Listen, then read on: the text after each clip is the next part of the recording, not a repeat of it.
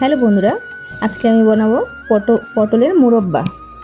তার জন্য লাগছে আমার লেবু, 50 গ্রাম চিনি গুঁড়ো, 200 গ্রাম চিনি।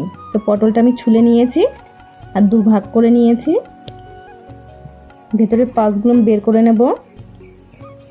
একটু চোখলা রেখেছি, আপনার চাইলে নাও রাখতে পারেন।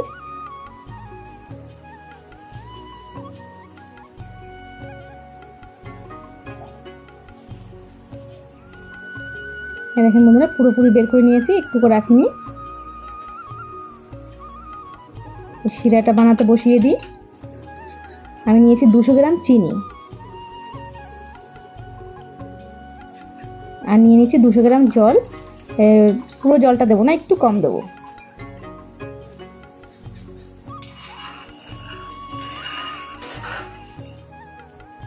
এটা হতে থাক, আমি ততক্ষণে কাঁটা চামচ দিয়ে একটু ছিদ্র করে নেব।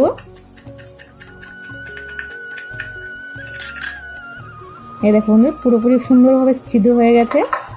আমি বাদ বাকিগুলি করে নিয়েছি। এবার আমি শিরায় ছেড়ে দেবো।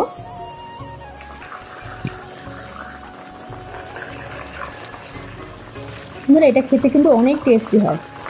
একটু লেবু দেওয়া হয়, লেবুটাতে একটু হালকা টক স্বাদটা আসে, খুব সুন্দর লাগে খেতে।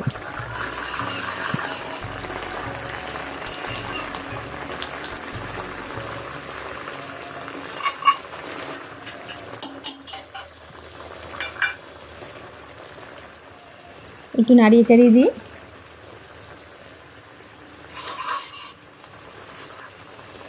খুব সুন্দর নরম এবং সফট হয়ে গেছে, দেখতে পাচ্ছ তোমরা।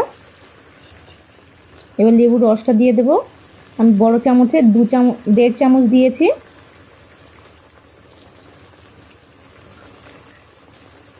লেবুটা দিলে গায়ে গায়ে লেগেও যায় না এবং টেস্টটাও খুব সুন্দর আসে এটা।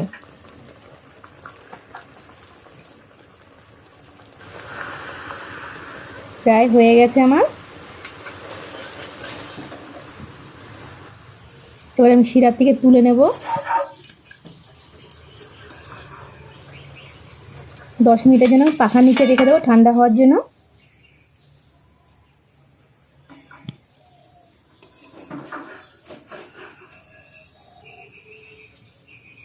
দশ মিনিট রেখে দেবো।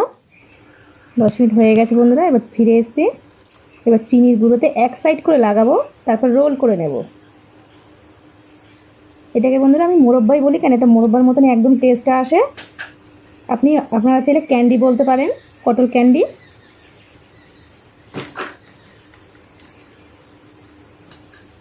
ভেতরে কিন্তু অনেক জুসি হয়, বাইরের দিকটা হালকা ক্রাঞ্চি হয়, যখন গুঁড়ো চিনিটা লাগাচ্ছি। ফ্রিজে রেখে অনেক দিন আপনারা খেতে পারেন। বাচ্চাদেরকে দেবেন, অনেক খুশি হবে।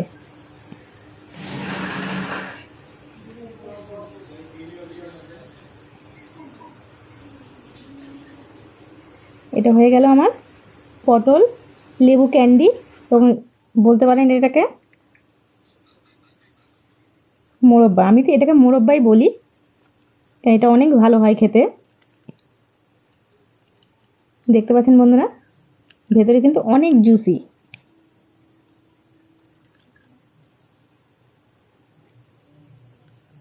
আমি আপনাদের খেয়ে দেখাচ্ছি। আমার খেতে এটা এত ভালো লাগে। বন্ধুরা বাড়িতে একবার বাচ্চাদের ট্রাই করে দেবে। আজকের জন্য এখানেই রাখছি। Bye bye.